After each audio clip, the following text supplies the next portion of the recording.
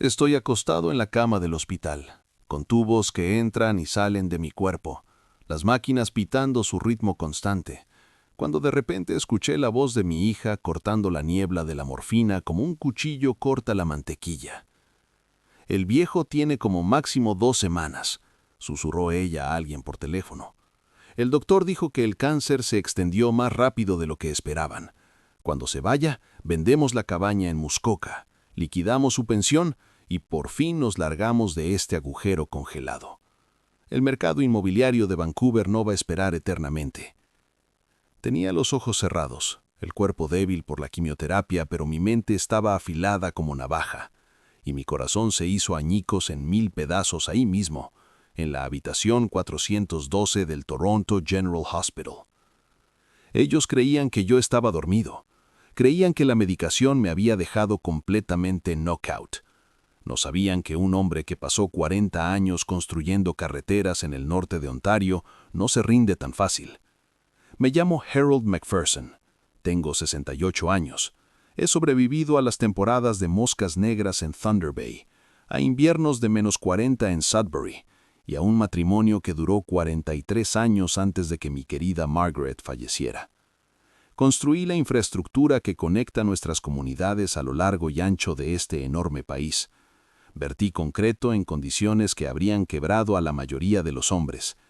Y ahí, acostado en esa cama de hospital, escuchando a mi única hija planear cómo gastar mi dinero antes de que mi cuerpo estuviera siquiera frío, tomé una decisión que lo cambiaría todo. Pero antes de seguir, déjame preguntarte algo. ¿Desde dónde estás viendo esto esta noche? Deja un comentario abajo. Y si alguna vez alguien en quien confiabas completamente te dio la espalda, dale al botón de suscribirte. Vas a querer saber cómo termina esto. El pitido del monitor cardíaco era el único sonido en la habitación después de que mi hija colgó. Mantuve la respiración tranquila, superficial, como nos enseñaron en los entrenamientos de rescate en minas allá por los 80. Pasé 3 décadas trabajando para el Ministerio de Transporte antes de jubilarme. Sabía cómo mantener la calma en situaciones de crisis. Saqué hombres de túneles colapsados. Trabajé en tormentas de nieve que cerraban regiones enteras. Esto era diferente. Esto era traición de mi propia sangre.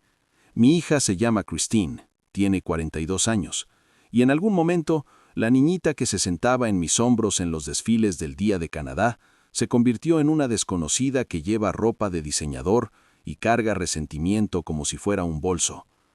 Escuché el taconeo de sus zapatos acercándose a mi cama. Sentí su sombra caer sobre mi cara. «Sigue bien dormido», murmuró para sí misma. Luego se rió, un sonido frío, amargo, que no se parecía en nada a las risitas de la niña que yo recordaba. «Duerme bien, papá. Sueña con tu preciosa cabaña. Para la primavera ya será un complejo de condominios». ¿Se fue? La puerta se cerró con un clic y quedé solo con las máquinas y mi rabia. La cabaña, mi refugio en las orillas del Lake of Bays, el lugar donde Margaret y yo pasamos todos los veranos durante 30 años, el lugar donde esparcí sus cenizas hace 2 años, viéndolas flotar sobre el agua que tanto amaba. Christine quería venderla a constructores. Quería convertir el lugar de descanso de Margaret en condominios de lujo para millonarios de Toronto. Sobre mi cadáver. Aunque eso era exactamente en lo que ella estaba contando. Abrí los ojos despacio, probando mis fuerzas. El cáncer era real. Cáncer de próstata en etapa 3 que se había extendido a los ganglios linfáticos. Pero los doctores me habían dado de 6 meses a 1 año, no 2 semanas. Mi hija o había entendido mal o había mentido deliberadamente a quien estuviera al otro lado del teléfono. Sospechaba lo segundo. Alcancé el botón de llamada, pero no lo presioné. En cambio, empecé a pensar. Yo era ingeniero. Resolvía problemas para ganarme la vida. Construía estructuras que resistían lo peor que el clima canadiense podía arrojarles. Seguro que podía encontrar una forma de proteger mi legado de mi propia hija. Primero necesitaba información. Necesitaba entender exactamente qué estaba planeando Christine y quién más estaba involucrado. La respuesta llegó a la mañana siguiente, cuando empezaron las horas de visita. Christine llegó con su marido, Derek, un hombre que nunca me había gustado, pero que toleré por el bien de mi hija. Vendía seguros, o al menos eso hacía antes. Había oído rumores de que su negocio iba mal, que habían sacado una segunda hipoteca sobre su casa en North York, que se ahogaban en deudas de tarjetas de crédito. Ahora todo tenía sentido. Se pararon al pie de mi cama, hablando en voz baja como si yo no pudiera oírlos, pero yo había aprendido a mantener los ojos casi cerrados, a respirar despacio, a parecer más débil de lo que estaba. El abogado dijo que el poder notarial entra en vigor en cuanto lo declaren incapacitado. Solo necesitamos que un doctor firme que no puede tomar decisiones por sí mismo. ¿Y la cabaña?, preguntó Christine. ¿Está en el fideicomiso? Todo está en el fideicomiso. La cabaña, la pensión, las inversiones. Una vez que tengamos control, podemos liquidarlo todo en 90 días.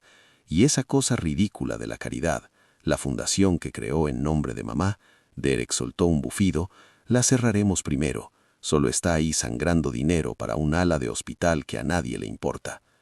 La Fundación Margaret Macpherson. La había creado después de la muerte de mi esposa para financiar investigación contra el cáncer en el mismo hospital donde la habían tratado. Donaba $50,000 al año de mi pensión. Era mi forma de honrar su memoria, de asegurar que su nombre siguiera vivo incluso después de que yo me fuera. Y ellos querían cerrarla. Sentí que mi corazón se aceleraba. El monitor empezó a pitar más rápido. Christine miró alarmada. ¿Se está despertando? Me obligué a calmarme, a bajar el ritmo de la respiración. Los pitidos se redujeron. «Solo una pesadilla o algo», dijo Derek despectivamente. Vamos a hablar con la trabajadora social para que lo trasladen a una residencia de cuidados largos. Cuanto antes lo saquemos de aquí, antes podremos empezar el papeleo». Se fueron y quedé otra vez solo con mis pensamientos y mi furia. Una residencia de cuidados largos. Querían guardarme en alguna institución mal financiada mientras desmantelaban mi vida como buitres. Querían quitarme todo lo que había construido, todo por lo que Margaret y yo habíamos trabajado, y no dejar más que huesos. Yo tenía una ventaja. Ellos pensaban que estaba indefenso. Pensaban que el cáncer y la medicación me habían reducido a una cáscara del hombre que solía ser. No sabían que Harold Macpherson había sobrevivido 40 años trabajando en condiciones que mataban a hombres menores. No sabían que la misma terquedad que me había impulsado a construir carreteras a través del escudo canadiense ahora estaba enfocada completamente en detenerlos. Metí la mano bajo la almohada y saqué mi celular. Christine no sabía que lo tenía. Pensaba que lo había dejado en casa, pero lo escondí antes de que llegara la ambulancia. Lo metí en el bolsillo de mi bata. Lo mantuve cargado pidiendo cables prestados a las enfermeras cuando nadie miraba. Marqué un número que me sabía de memoria. «Maglood y Asociados», respondió una voz. «¿En qué puedo ayudarle?» «Soy Harold Macpherson. Necesito hablar con James Maglood inmediatamente. Dígale que es una emergencia». James Maglood había sido mi abogado durante 30 años. Manejó el testamento de Margaret, me ayudó a crear la fundación. Era una de las pocas personas en este mundo en las que confiaba completamente. «¿Harold?», James contestó en segundos. «¿Qué pasa? El hospital me llamó ayer diciendo que estabas muy mal». «Estoy mal», admití, «pero no tanto como mi hija cree. James, escúchame con atención. Christine y su marido planean que me declaren incapacitado. Quieren control del fideicomiso». Hubo una larga pausa. «¿Estás seguro?». Los escuché hablar. Quieren vender la cabaña, cerrar la fundación de Margaret y liquidar todo. Eso, Harold, eso es delito. Podemos pelearlo». No quiero pelearlo, al menos no en los tribunales. Quiero hacer otra cosa. Quiero cambiarlo todo antes de que tengan oportunidad de agarrarlo. ¿Qué quieres decir? Se lo conté. Le conté mi plan, cada detalle, cada contingencia. Cuando terminé hubo otro largo silencio. «Es brillante», dijo finalmente James. «Absolutamente brillante. Pero va a necesitar una sincronización perfecta». «Tengo todo el tiempo del mundo», dije, «y una muy buena razón para usarlo sabiamente». Pasé los siguientes 3 días fingiendo estar más débil de lo que estaba, mientras James trabajaba entre bastidores. Los doctores estaban confundidos por mi falta de mejoría, pero lo atribuían al avance del cáncer. Christine venía todos los días, a veces con Derek, a veces sola. Se sentaba junto a mi cama, mirando el celular. De vez en cuando me echaba un vistazo con una expresión que no era exactamente preocupación. Era impaciencia. Estaba esperando que me muriera. Al cuarto día, Derek llegó solo.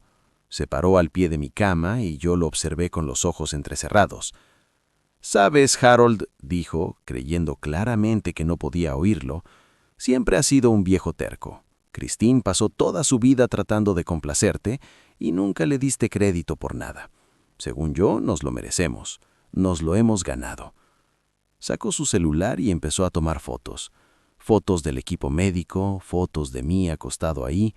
Documentación, entendí, para el plan que estuvieran tramando. «El tasador va a la cabaña mañana. Christine tiene la llave de repuesto de tu casa. Ya empezó a vaciar el lugar. Encontró cosas interesantes en tu caja fuerte también. Fotos antiguas, joyas, el anillo de bodas de Margaret. No te preocupes, eso también lo venderemos. No tiene sentido dejar que el sentimentalismo se interponga en el camino del dinero». El anillo de Margaret. El anillo por el que ahorré 3 años, trabajando turnos extras en pleno invierno, solo para poner algo hermoso en la mano de la mujer que amaba. Algo dentro de mí se endureció como acero. Esperé a que Derek se fuera. Luego llamé a James. «Se están moviendo más rápido de lo que esperábamos. Han estado en mi casa. Van a la cabaña mañana». «Yo me encargo», dijo James. «El papeleo está listo. Solo necesitas firmar. Estaré ahí esta noche». «Harold, estás en el hospital. No puedes simplemente irte. Ya verás». Esa noche, a las 2 de la mañana, firmé mi alta voluntaria contra consejo médico. La enfermera de turno intentó detenerme, pero le dije que iba a casa a morir en mi propia cama y que la ley canadiense decía que no me podían retener contra mi voluntad. Llamó al doctor, que intentó convencerme, pero yo ya había tomado mi decisión. Tomé un taxi hasta la oficina de James en el distrito financiero. Él me estaba esperando junto con un notario y 2 testigos. Trabajamos hasta el amanecer firmando documentos, transfiriendo activos, reestructurando todo el marco legal de mi patrimonio. Cuando terminamos, James me miró con algo parecido a la admiración. «Lo lograste, Harold. Todo está en su lugar. ¿Pero estás seguro? No hay vuelta atrás». «Estoy seguro», dije. «Christine tomó su decisión. Ahora yo tomo la mía». El sol estaba saliendo sobre el lago Ontario cuando por fin regresé a mi casa en Scarborough. Era un bungalow modesto, nada elegante, pero Margaret y yo criamos ahí a nuestra hija. Plantamos el jardín juntos, arreglamos el tejado nosotros mismos. Vimos cambiar las estaciones desde la misma ventana de la cocina durante 40 años. Caminé por las habitaciones despacio, viendo las huellas de la búsqueda de Christine. Cajones abiertos y no cerrados bien, papeles desparramados en mi escritorio. La caja fuerte del armario del dormitorio estaba abierta y la cajita de joyas de Margaret había desaparecido. Sentí una extraña paz. Las cosas materiales ya no importaban. Lo que importaba era lo que venía después. Me preparé un café y me senté a la mesa de la cocina a esperar. No tuve que esperar mucho. El auto de Christine entró al driveway a las 9 de la mañana. Irrumpió por la puerta principal sin tocar, la cara roja de enojo. «¿Qué demonios haces aquí? El hospital me llamó. Dijeron que te fuiste en plena noche. ¿Tienes idea de lo irresponsable que es eso?» «Buenos días para ti también, cariño», dije tranquilo. «¿Café?» «No quiero café. Quiero que vuelvas al hospital donde perteneces. Estás enfermo, papá. Necesitas atención médica». «Necesito muchas cosas», acepté. «La atención médica es lo que menos». Se detuvo. Algo en mi tono aparentemente llamó su atención. «¿Qué se supone que significa eso?» «Siéntate, Christine». «No quiero sentarme». «Siéntate». Se sentó. Miré a mi hija. La miré de verdad, tratando de encontrar a la niña que recordaba en la mujer frente a mí. No la encontré. «Sé lo que estás planeando», dije. «Te escuché en el hospital, escuché todo». Su cara palideció. «Papá, no sé qué crees que escuchaste, pero...» «No, Levanté la mano. No insultes mi inteligencia. Planeaban que me declararan incapacitado. Planeaban tomar control del fideicomiso. Planeaban vender la cabaña y cerrar la fundación de tu madre. No es... También sé que Derek ha estado en mi casa. Sé que te llevaste las joyas de tu madre. Sé que han estado revisando mis papeles. La expresión de Christine pasó de la negación al desafío. ¿Y qué si lo hicimos? Te estás muriendo, papá. Alguien tiene que manejar tus asuntos, y esa cabaña vale una fortuna ahí sentada vacía. Mamá lleva 2 años muerta. Es hora de seguir adelante. Seguir adelante. Repetí las palabras despacio, dejándolas flotar en el aire entre nosotros. Las cenizas de tu madre están esparcidas en ese lago, Christine. Su memoria vive en esa agua, en esos árboles, en cada atardecer que vimos juntos desde ese muelle, y tú quieres arrasarlo para hacer condominios. Es solo un lugar, papá. Los lugares no importan, el dinero sí. Asentí despacio. Ya veo. Y la fundación, la que financia investigación contra el cáncer en nombre de tu madre, un desperdicio de recursos. $50,000 al año podrían gastarse mejor en gente viva, gente como tú. No respondió, pero no hacía falta. El silencio lo dijo todo. Saqué un sobre del bolsillo y lo deslicé por la mesa hacia ella. ¿Qué es esto? Ábrelo. Rompió el sobre y sacó los documentos. Vi cómo sus ojos recorrían las páginas, vi cómo su cara cambiaba al entender lo que estaba leyendo. Esto no puede ser cierto.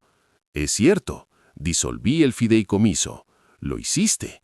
Vendí la casa, lo hice anoche. Los nuevos dueños toman posesión en 30 días.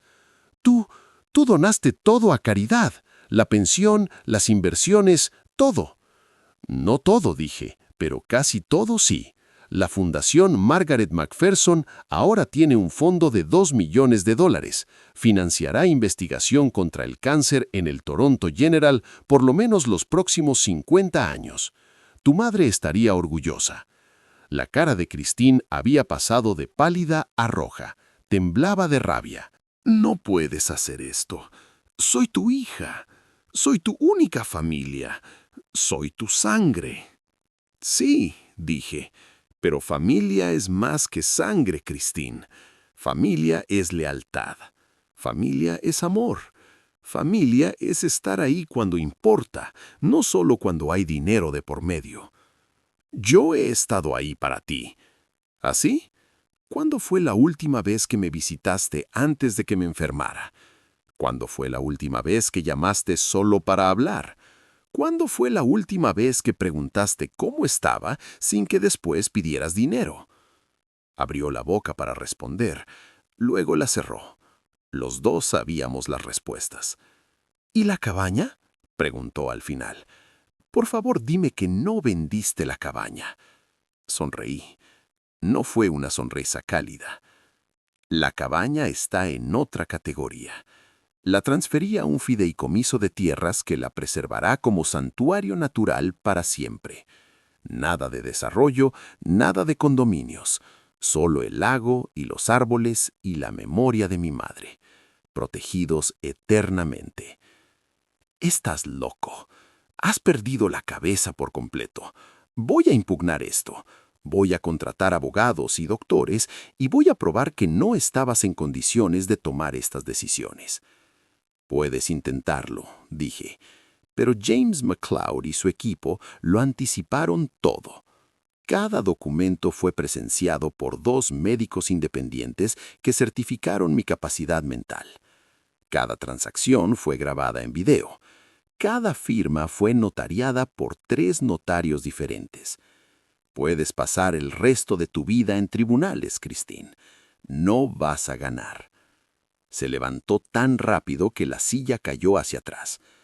Esto no ha terminado, sisó. Voy a hacerte la vida imposible. Piensas que eres muy listo, pero solo eres un viejo enfermo sin nadie que lo quiera. Puede ser cierto, reconocí, pero prefiero morir solo con mi integridad que rodeado de buitres esperando picotear mis huesos. Salió dando un portazo tan fuerte que hizo temblar las ventanas. Me quedé sentado a la mesa de la cocina mucho tiempo después de que se fuera, mirando mi café que ya se había enfriado. La casa estaba en silencio, demasiado silencio. Había vivido ahí con Margaret 40 años y ahora estaba solo de una forma en que nunca antes había estado. Había salvado mi legado, protegido la memoria de mi esposa, pero el precio fue mi única hija. ¿Valió la pena? Todavía no lo sabía, pero sabía que había hecho lo correcto. Las semanas siguientes fueron difíciles. El cáncer siguió su lento avance por mi cuerpo, aunque los doctores se sorprendían de que mi deterioro no fuera más rápido. Creo que la pura rabia me mantenía vivo. La rabia y la satisfacción de saber que Christine y Derek no podían tocar lo que Margaret y yo habíamos construido. A través de James me enteré de que Kristen sí intentó impugnar mis decisiones.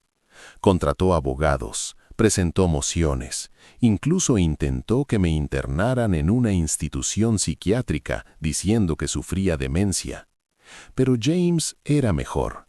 Había anticipado cada jugada, preparado cada contraargumento, documentado cada paso de mi proceso de toma de decisiones. Los tribunales desestimaron los reclamos de Kristen uno tras otro. El negocio de seguros de Derek finalmente colapsó bajo el peso de sus deudas. Perdieron la casa en North York. Kristen me llamó una vez, llorando, suplicando ayuda. La escuché llorar 3 minutos. Luego le dije la verdad. Tuviste un padre que te quería, Kristen. Tuviste una madre que te adoraba. Tuviste todas las oportunidades del mundo. Y lo tiraste todo por dinero que ni siquiera necesitabas. Te perdoné muchas cosas a lo largo de los años, pero esto no puedo perdonarlo. No porque no quiera, sino porque tú no estás arrepentida. No estás arrepentida por lo que hiciste, solo estás arrepentida de que no funcionó. Me colgó. Nunca volví a saber de ella. Vendí la casa en Scarborough como estaba planeado. Los nuevos dueños eran una pareja joven con 2 niños pequeños, inmigrantes nuevos de Filipinas. Me recordaban a Margaret y a mí cuando éramos jóvenes, llenos de esperanza y sueños. Les entregué las llaves personalmente y les deseé lo mejor. Luego hice algo que hasta a mí mismo me sorprendió. Fui a la cabaña. El viaje por la carretera 11 fue hermoso en el final de otoño. Las hojas se habían vuelto rojas y doradas, pintando el escudo canadiense. Pasé por pueblos que conocía de toda la vida: Gravenhurst, Bracebridge, Huntsville. La tierra me dio la bienvenida a casa. La cabaña estaba exactamente como la recordaba. Pequeña, rústica, metida entre pinos en un punto rocoso con vista al lago. Yo mismo construí la terraza hace 30 años, con madera de un aserradero en Parry Sound. Margaret y yo pintamos juntos las persianas, discutiendo amigablemente si debían ser verdes o azules. Hicimos un compromiso: turquesa. Bajé al muelle y me senté en el banco donde solíamos ver los atardeceres. El agua todavía reflejaba los colores del cielo. En algún lugar ahí abajo, bajo la superficie, estaban las cenizas de la mujer que amaba. «Lo protegí, Margaret», dije en voz alta. «Nadie va a construir condominios aquí. Nadie va a convertir nuestros recuerdos en ganancia. Está a salvo para siempre». Un somorguillo llamó desde el otro lado del lago. Lo tomé como una señal. Pasé los siguientes 6 meses en la cabaña. El fideicomiso de tierras me permitía vivir ahí todo el tiempo que quisiera, y los doctores locales en Huntsville manejaban mi tratamiento. Vi llegar el invierno, vi congelarse el lago, vi la nieve acumularse alrededor de la cabaña como una manta protectora. Me estaba muriendo, pero estaba en paz. En primavera, cuando el hielo empezó a romperse, recibí una visita inesperada. Una joven de unos 20 y tantos, con los ojos de Christine, pero una expresión distinta, más suave, más amable. «Abuelo». Me quedé mirándola. «Emily, mi nieta». la hija de Christine de su primer matrimonio, antes de Derek. No la veía desde hacía 5 años, desde que Christine cortó contacto después de una pelea familiar. «Mamá no sabe que estoy aquí», dijo rápido Emily. «Vine por mi cuenta. Tomé el autobús desde Ottawa». «Pasa», dije. «Pasa que hace frío afuera». Nos sentamos en la pequeña sala de la cabaña, con el fuego crepitando en la estufa de leña. Emily me contó su historia. Estaba en el último año en la Universidad Carleton, estudiando ciencias ambientales. Tenía un trabajo asegurado en Parks Canada después de graduarse. Estaba comprometida con un joven que trabajaba como guardaparque en Algonquin. «Me enteré de lo que hizo mamá», dijo. «Lo siento mucho, abuelo. Me da tanta vergüenza». «No tienes por qué avergonzarte. Tú no fuiste parte de eso». «Lo sé, pero es mi madre. Y las cosas que dijo de ti, las cosas que le contó a la gente, yo sabía que no eran verdad. Sabía que no estabas loco ni senil, solo no sabía cómo contactarte». Sentí algo cálido extenderse por mi pecho. No era el cáncer, era esperanza. «¿Cómo me encontraste?» «El señor MacLeod, tu abogado. Llamé a su oficina y le dije quién era. Me dijo que estabas aquí y que tal vez te vendría bien un poco de compañía. James, incluso ahora, cuidándome las espaldas». Emily se quedó el fin de semana. Hablamos de todo. Recordaba venir a la cabaña de niña, recordaba nadar en el lago, recordaba los panqueques de arándanos de su abuela. Lloró cuando le conté del fideicomiso de tierras, de cómo la cabaña se preservaría para siempre. «Abuela estaría tan feliz», dijo. «Lo sé», dije. «Por eso lo hice». Antes de irse, Emily me hizo una pregunta que me tomó por sorpresa. «Abuelo, ¿te arrepientes de haber cortado con mamá? Digo, de haber donado todo. ¿Alguna vez piensas si las cosas podrían haber sido diferentes?» Pensé mucho tiempo antes de responder. Me arrepiento de muchas cosas, Emily. Me arrepiento de no haber visto las señales de alerta antes. Me arrepiento de no haber tenido conversaciones más duras cuando tu madre era más joven. Me arrepiento de haber dejado que el dinero se volviera más importante que las relaciones en nuestra familia. Pero no me arrepiento de proteger la memoria de tu abuela. Y no me arrepiento de defender lo que es correcto, aunque me costara todo. Me abrazó entonces, fuerte y con ganas. «Estoy orgullosa de ti, abuelo». Esas 4 palabras valieron para mí más que todo el dinero del mundo. Emily me visitó todos los meses después de eso. A veces traía a su prometido, un joven callado llamado Daniel, que compartía mi amor por la naturaleza. Me ayudaban con reparaciones en la cabaña, cocinábamos juntos, nos sentábamos en el muelle y mirábamos los somorgujos.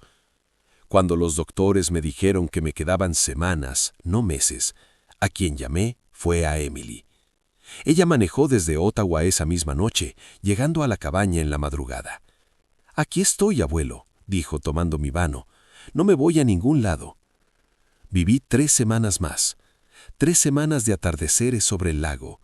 3 semanas de Emily leyéndome libros que Margaret amaba. 3 semanas de paz. El último día le pedí a Emily que me bajara al muelle. Me envolvió en mantas y me ayudó a subir a la silla de ruedas que había traído la enfermera de cuidados en casa. Nos sentamos juntos mirando el agua. «Te dejo la cabaña», le dije. «James tiene todo el papeleo. Tú eres la nueva custodia del fideicomiso de tierras. Ahora es tu responsabilidad proteger este lugar, mantenerlo salvaje y libre». Emily lloraba. «Lo cuidaré, abuelo, te lo prometo». «Sé que lo harás. Tú eres lo mejor de nosotros. Tienes el corazón de tu abuela». El sol se estaba poniendo, pintando el cielo de naranja y rosa. Creí ver a Margaret ahí afuera, justo más allá de la línea de árboles, saludándome. «Cuéntame de la primera vez que trajiste a abuela aquí», dijo Emily suavemente. Sonreí recordando. Se lo conté. Cómo Margaret tenía miedo de la lancha al principio, cómo gritó cuando un pez saltó cerca del muelle, cómo terminó enamorándose del lugar a pesar de todo. Éramos jóvenes, dije, tan jóvenes y tan enamorados. Pensábamos que teníamos para siempre. Lo tuvieron, dijo Emily. Este lugar es su siempre, siempre lo será. Cerré los ojos, escuchando el agua golpear contra las rocas, sintiendo el último calor del sol en la cara. Pensé en todo lo que había construido, todo lo que había perdido, todo lo que había protegido. Christine había querido mi dinero. Había querido el camino fácil, el atajo, la herencia sin el trabajo. Había mirado a su padre y solo había visto una billetera esperando ser vaciada. Pero cometió un error. Se olvidó de quién la crió. Se olvidó de que la misma terquedad que me impulsó a construir carreteras en la naturaleza canadiense me impulsaría a proteger mi legado de cualquiera que lo amenazara, incluso de ella. No odiaba a mi hija. El odio requiere energía que ya no tenía. Pero había aprendido una verdad dura en mis 68 años en esta tierra. La sangre te hace pariente. La lealtad te hace familia. Y a veces la familia que eliges vale más que la familia con la que naciste. Apreté la mano de Emily. «Estoy listo», dije. Y lo estaba. Los somorgujos llamaban a través del lago mientras el sol desaparecía bajo el horizonte. En algún lugar ahí afuera, en el agua y los árboles y las rocas, Margaret me estaba esperando. Fui con ella. La cabaña sigue en pie en las orillas del Lake of Bays. Emily la mantiene exactamente como yo la dejé, con persianas turquesa y todo. Lleva a sus hijos ahí todos los veranos. Les enseña a nadar en el lago, les hace panqueques de arándanos con la receta de Margaret. La Fundación Margaret McPherson ha financiado investigaciones revolucionarias contra el cáncer. El fondo que creé ha crecido, y ahora las becas anuales ayudan a cientos de pacientes cada año. Christine y Derek se divorciaron 2 años después de mi muerte. Lo último que supe es que trabajaba como cajera en un supermercado en algún lugar de Columbia Británica. Nunca contactó a Emily, nunca preguntó por la cabaña, nunca mostró interés por la abuela que nunca se molestó en conocer. Algunas personas aprenden de sus errores, otras se definen por ellos.